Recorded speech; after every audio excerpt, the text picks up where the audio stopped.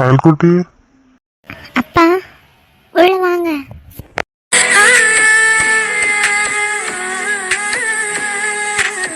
கயல்மா, நேற்றுக்கு எடுத்த உனக்கு புடவை நகை எல்லாம் பிடிச்சிருக்கல்லடா.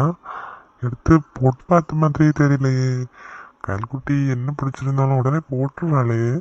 ஆ, நீங்க எனக்காக பண்றது எனக்கு எப்பவுமே பிடிக்கும். நீங்க அதை தானேப்பா பண்ணுவீங்க. இன்னும் 3 நாள்ல என் குழந்தைக்கு கல்யாணம்.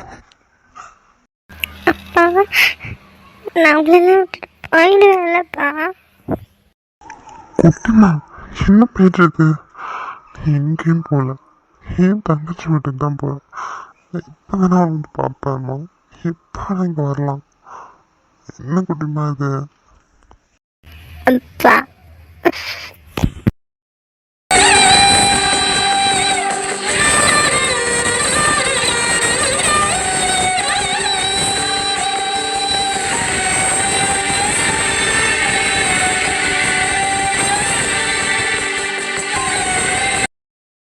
குட்டிமா, நீ எங்கே போனாலும் இந்த அப்பாவோட நினைப்போன சுற்றிட்டே இருக்கும்.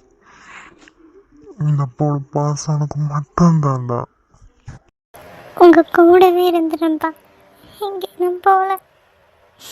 ஆனால் இதை உங்ககிட்ட சொல்கிற தைரியம் எனக்கு இல்லை.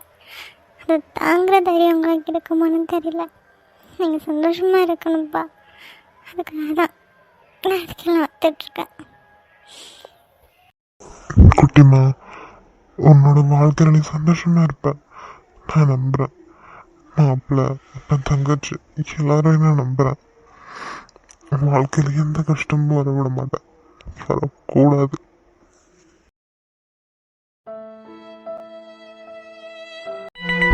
சரியா? ருத்ரா, சொல்லுடா. சரியா? எனக்கு சாயந்தரத்துக்கு மேலே தாண்டா தெரியும் ஹரியோட கல்யாணம் 3 நாள். ஸோ அந்த வேலையை நான் அப்படியே தெரிஞ்சிட்டு இருந்தேன். காலேஜுக்கு நான் எனக்கு லீவுடா. எப்படா இது? என்ன கேட்டோன்னே ரொம்ப ஷாக்காக இருந்தது. தெரியும்டா எனக்கு ஹரியோட கல்யாணம் இருக்குன்னு.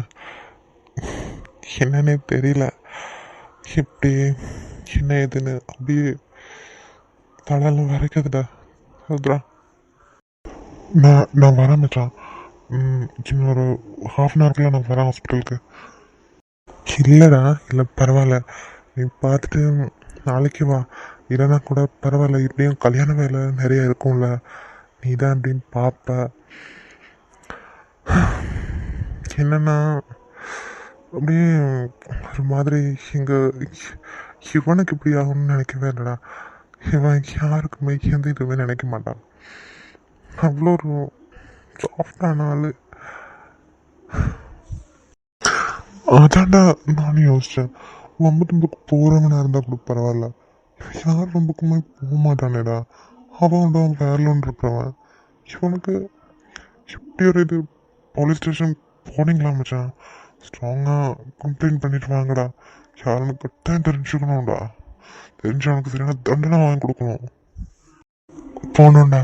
நானும் விஜயோட ஃப்ரெண்ட் திரு அவனும் தான் போய் கம்ப்ளைண்ட் பண்ணிட்டு வந்திருக்கோம். அந்த இன்ஸ்பெக்டர் நல்லவராக தான் தெரிகிறாரு. சரியான ஆக்ஷன் எடுப்பாருன்னு நம்புகிறேன். பார்க்கலாம் மச்சான், ஒன்றும் யோசிக்காத, எல்லாம் சரியாக வந்துடும். நான் காலையில் வரேன்டா அவனை பார்க்க. இப்போவே எனக்கு வரணும்னு தான் தோணுது. இப்போவும் அம்மா ஒரு வேலை சொல்லியிருக்காங்க, கிளம்பி தான் நிற்கிறேன். அந்த வேலை முடிச்சுட்டு நான் கண்டிப்பாக வர முடிஞ்சா வரேன்டா, இல்லை காலையில் கண்டிப்பாக வரேன்டா. சரி மச்சான், சரி பார்த்து வா. சரிடா, வச்சிடுறேன். சரிடா.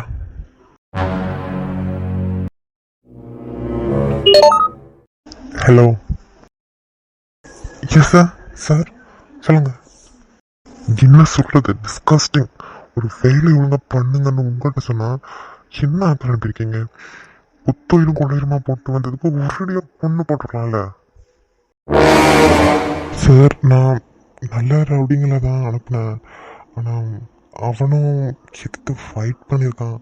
அதுலேயே கொஞ்சம் இவனுங்க டயர்டாயிட்டானுங்க. அதான் லாஸ்ட்டில் அவன் நெஞ்சில் கூத்து போகும்போது தான் அவன் பின்னால் திரும்பி முதுகில் கூத்து விழுந்திருக்கு. Sorry sir. ரீசன் எனக்கு சொல்லாதீங்க.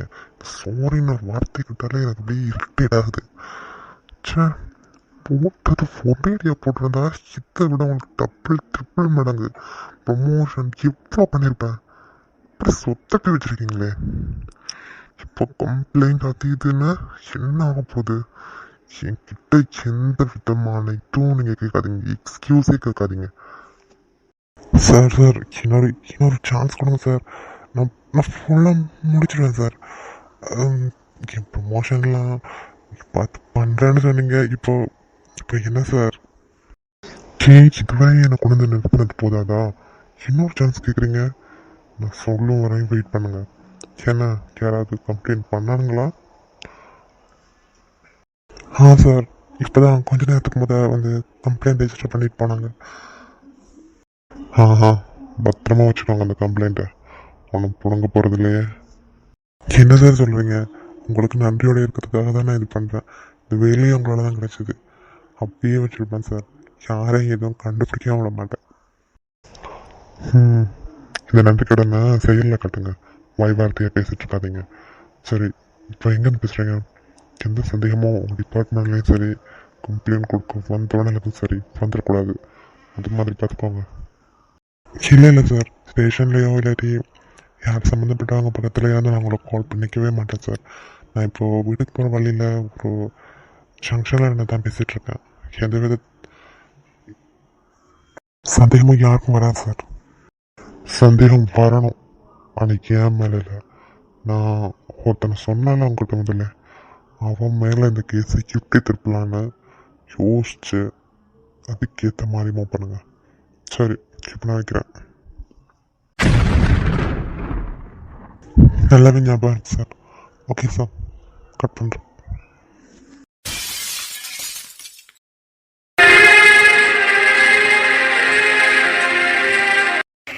அக்கா, ப்ளே ஏரியா மேலே இருக்கு, போகலாமான்னு அர்ஜுன் கேட்டே இருக்காங்க்கா. ராஜய், இது என்னமோ அர்ஜுன் விரும்பி கேட்குற மாதிரி தெரியலே. உனக்கு தான் ரொம்ப ஆர்வமாக இருக்கு போல. அக்கா, அப்படிலாம் ஒன்றும் இல்லை. நான் என்ன சின்ன குழந்தையா? ப்ளே ஏரியாவுக்கு போகணும், நான் எனக்கு அக்கா விரும்ப போகிறேன். அர்ஜுன் சொல்லுடா. சரி ஓகே, கவனமாக போயிட்டு வாங்க. நான் அங்கே வரையும் வரல, நான் இதில் இருக்கேன். பசங்க பத்திரம். நீ போயிட்டு வா, கூட்டிட்டு போயிட்டு வா. ஏன்க்கா, நீங்களும் வரலாம்ல. ராஜி, நீ கூட்டி போயிட்டு வாய. நான் இதில் இருக்கேன், இதில் இருக்கணும் போல இருக்க கொஞ்சம் நேரம். நீ போயிட்டு வா.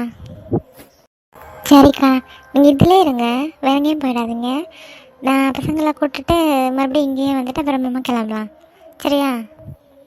ஓகே ராஜி, நான் இதிலே தான் இருப்பேன், வேற எங்கேயும் போக மாட்டேன். பசங்க பத்திரம். 3 பேரையும் காலமாக கூட்டிகிட்டு வந்துடு. ஓகே, பாய்.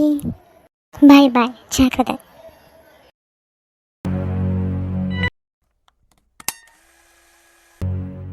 ஓகே சார், நீங்கள் சொன்ன எல்லா பிளானுமே ஓகே. நாங்கள் பார்ட்டி டெக்கரேஷன்ஸ் அப்புறம் ஆர்ட் டெக்கரேஷன் எல்லாமே பண்ணிப்போம். ஸோ டிஜே எதுவும் பிளான் பண்ணுறீங்களா? டிஜே, யா, ஸ்மால் செட்டப் அப்படி பண்ணிடுங்க. அப்புறம் சார், உங்கள் கமிங் பீப்புள் வச்சு நாங்கள் ஒரு சிட்டிங் செட்டப் பண்ணியிருக்கோம். வில் ஷோ தேட் நாங்கள் ரவுண்ட் டேபிளாக தான் டிசைன் பண்ணியிருக்கோம். வாட் அபவுட் சார், ரவுண்ட் டேபிளாக அப்படி இல்லாட்டி நாங்கள் தந்தி மாதிரி ஷேப்புக்கும் போடுவோம். It's up to you. இவ்வளோ நாங்கள் சொன்ன பீப்புள் கவுண்ட்டுக்கு ஏற்ற மாதிரி டிசைன் பண்ணிடுங்க, ரஷ் இல்லாமல். அது போதும். டிசைன்ஸ் நீங்கள் கீப் அப் பண்ணிக்கோங்க. Okay sir, other than that everything is ready. 1 day before நாங்கள் அங்கே ஈவினிங் எல்லா அரேஞ்ச்மெண்ட்ஸும் பண்ணி முடிச்சிடுவோம். தென் ஈவெண்ட் அன்னைக்கும் எங்களோட டீம் இருக்குது, ஸோ மேனேஜ் பண்ணிக்கிறதுக்கு. Okay fine, thank you. அப்புறம் உங்கள் லாஸ்ட் பேமெண்ட் மட்டும்தான் பெண்டிங் இருக்குல்ல? ஓகே, அது வந்து நாங்கள் வெட்டிங்க்கு முடிஞ்ச அடுத்த நாள் உங்களுக்கு பே பண்ணுவோம். அப்படி தானே பேசியிருக்காங்க? யா ஷூர் சார், அதெல்லாம் பேசுன மாதிரி நாங்கள் எடுத்துப்போம். No problem. தேங்க்யூ.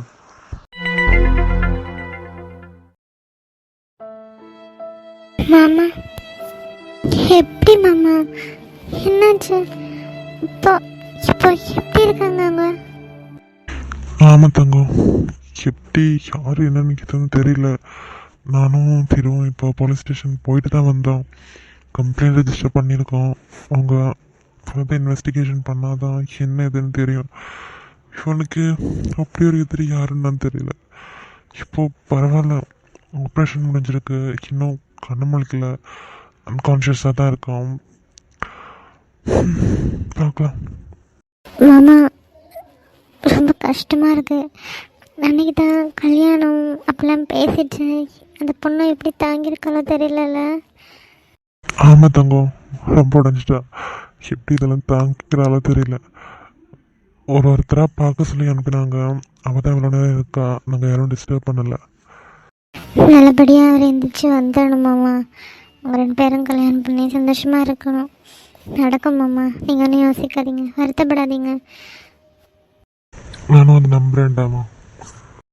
மாமா சப்பாத்தி பண்ணி எடுத்துகிட்டு வந்திருக்கேன், எல்லாரையும் சாப்பிட சொல்லுங்களேன். நீங்களும் சாப்பிடுங்களேன் மாமா. தங்கம், அது எல்லாரும் சாப்பிட்ற மைண்டில் இருப்பாங்களான்னு தெரியலடா.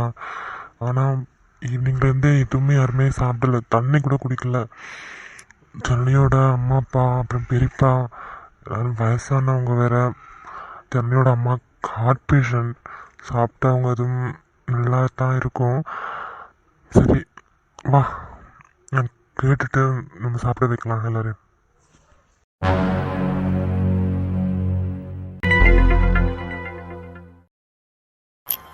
ஐயோ இவரா? இவருங்க எங்க போயிருக்கலாமோ? நானும் இப்போ எப்படி வெயிட் பண்ணுறதுக்கு?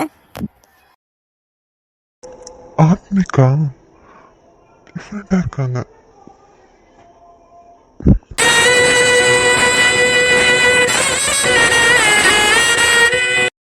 ஹாய், நீங்க எங்க? ஏன் நாங்களாம் வரக்கூடாதா?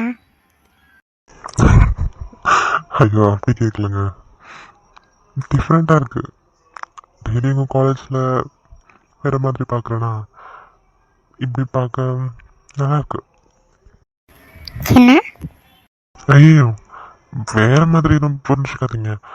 இந்த கேஷுவலாக இப்படி பார்க்கும்போது ஒரு ஃபீல் குட்டாக இருக்குன்னு சொல்ல வந்தேன். ஓ, இப்போ நான் எல்லாத்தையும் வேறு மாதிரி தான் புரிஞ்சுக்கிறேன், அப்படியா சொல்கிறீங்க? ஐயோ நான் அப்படி சொல்லலை. நேற்று நான் அப்படி உங்ககிட்ட பேசியிருக்க கூடாது. அது உங்களை எவ்வளோ இம்பேக்ட் பண்ணியிருக்குன்னு இப்போ நீங்கள் பேசுகிறதுலே தெரியுது. I'm really sorry. நேற்றே நான் சொன்னேன், நான் எந்த விதமான நெகட்டிவான சைடில் சொல்லலை. உங்கள் நல்லதுக்கு தான் அப்படி பேசினேன். அது உங்களை ஹர்ட் பண்ணியிருந்தா ஐம் ரியலி சாரி. நீங்கள் எதுக்கு சாரி சொல்கிறீங்க? நான் தான் நேற்றே சொன்னேன்ல, உங்கள் ஜட்ஜ்மெண்ட் சரிதானே. நான் அப்படியான ஒருத்தி தான், எதையுமே நான் பாசிட்டிவாக புரிஞ்சுக்க மாட்டேன். ஐ நோ, நீங்கள் ஒர்ரி பண்ணுறதுக்கெலாம் ஒன்றும் இல்லை. ஆத்மி,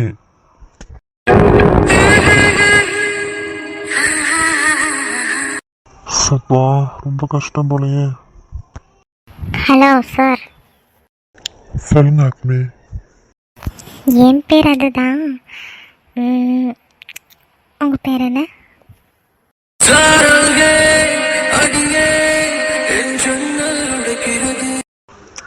ருத்ரன். ஓ, நல்லா இருக்கு. தனியாவா வந்தீங்க? இல்லை இது தனியாக நிற்கிறீங்களே, அதனால கேட்டேன். கேட்கலாமா கூடாதா? கேட்கலாம்.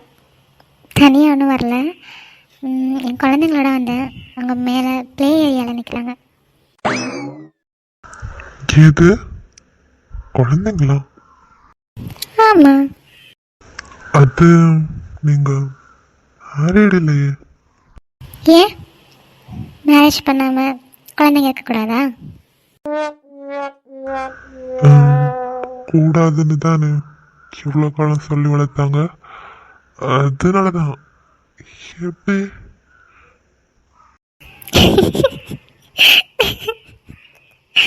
ஐயோ, சிரிக்கும்போது ரொம்ப அழகா இருக்கு.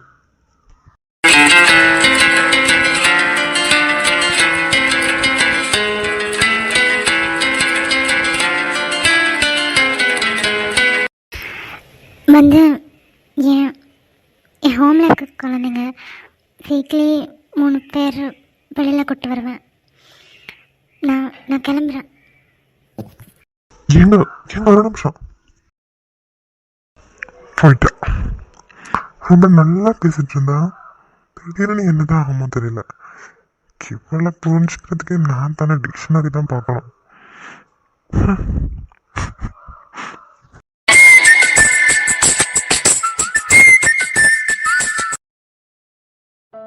ஜானகி எந்திரு, எவ்வளோ நேரமா இதுல இருப்பேன். வா கேன்டீன் போய் ஏதாவது சாப்பிட்டு வரலாம். டேப்லெட்ஸ் இருக்குல்ல போடுறதுக்கு. எந்திரு ஜானகி. என்னால் முடியாதுங்க. பொண்ணோட நிலைமையில எனக்கு இப்போ சாப்பாடு தான் ஒன்று முக்கியமா. போங்க சித்தப்பா. நான் அப்போதுலேருந்து இதை தான் சொல்லிட்டுருக்கேன், கேட்கவே மாட்டுறாங்க சித்தி. அம்மா, ஜானு அன்னைக்கு இவங்களை பற்றி தான் சொல்லியிருக்கா. எப்படி அப்படியே இருக்காங்க?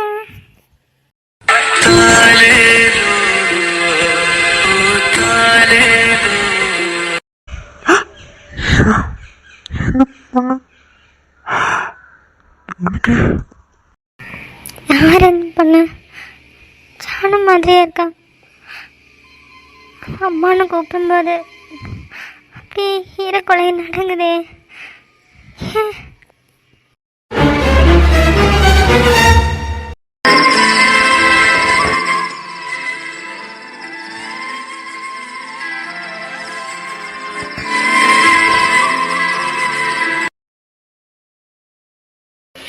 எவ்வளோ நேரமாக இந்த பொண்ணு அழுதுகிட்டே இருக்கு. ஐயோ, பார்க்கவே பாவமாக இருக்கு. இப்போ வெளியே போகவே சொல்லணுமே, சொல்கிறதுக்கு மனசும் இல்லை. ஆனால் இவருக்கு இப்போ ஸ்டிச்சஸ் என்ன ஸ்டேட்டஸில் இருக்குன்னு பார்க்கணும் டாக்டர் சொன்னாங்களே. நம்ம வேலை பார்க்கலாம், நமக்கு தான் திட்டு வேணும். என்ன பண்ணுறது? ஜானு, ஏங்க நீங்கள் அவங்களோட ஃப்ரெண்டா? ஆமாம் சிஸ்டர். இல்லை, இந்த பேஷண்ட்டுக்கு இப்போ நாங்கள் செக்கப்ஸ் இருக்குது, அதோட ஸ்டிச்சஸ் செக் பண்ண டாக்டர்ஸ் வருவாங்க. அதுக்கு முன்னாடி நான் கொஞ்சம் அரேஞ்ச்மெண்ட் பண்ணணும். ஆனால் அவங்கள இழப்பெனக்கு மனசு வரல. நீங்கள் கொஞ்சம் அவங்கள வெளியில் கூப்பிட்டு போகிறீங்களா? நான் அவளை கூட்டிகிட்டு போக தான் வந்தேன். நான் கூட்டிகிட்டு போகிறேன் சிஸ்டர், கொஞ்சம் இருங்க. சரிங்க. ஜானு எந்திரி. சிஸ்டர்ஸ் ஏதோ டெஸ்ட் எடுக்கணுமா? வெளியே வாங்க ஜானு. விஜய் விட்டு வர மாட்டேன் இப்போ. ஜானு இங்கே பாரு, விஜய் ஒன்றும் இல்லை, இன்னும் கொஞ்ச நேரத்தில் ஒன்று அவர் கூப்பிடுவார். இந்த இதெல்லாம் முடிச்சிட்டாங்கன்னா விஜய் அப்புறம் எந்திரிச்சிடுவார். ஜானு கொஞ்சம் வெளியே வா ஜானு. இல்லை விஜய் என்னை கூப்பிட நேரம் நான் ஒரு பக்கத்தில் இருக்கணும்ல. நான் இருக்கிறேன் ஜெஸ்ஸி, ப்ளீஸ். ஜானு நம்ம வெளியில் தான் இருக்க போகிறோம், கூப்பிட்டோட நாங்கள் வந்துடலாம். இப்போ கொஞ்ச நேரம் அவரை ட்ரீட்மெண்ட் பார்க்கறதுக்கு நம்ம விடணும்ல ஜானு, அப்புறம் எப்படி எழுந்திரிச்சிருவாரு? ஜானு வெளியே வா. ரொம்ப பாவம் இந்த பொண்ணு, இந்த மாதிரி நிலைமையெல்லாம் எப்படி தாங்கிட்டு இருக்காளோ.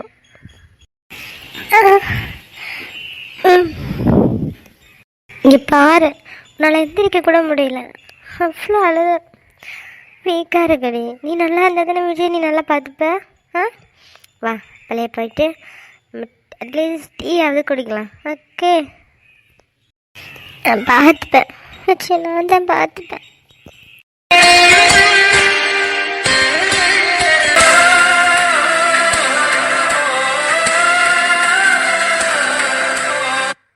வா ஜானு போகலாம்.